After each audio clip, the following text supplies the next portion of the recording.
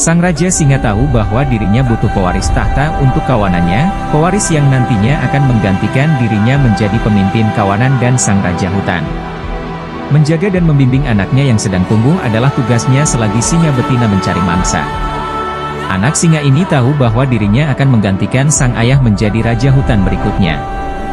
Dia tahu tanggung jawabnya begitu besar dan masih banyak hal untuk dia persiapkan sebelum benar-benar menggantikan ayahnya suatu hari nanti. Jika kalian suka dengan Singa, jangan lupa subscribe.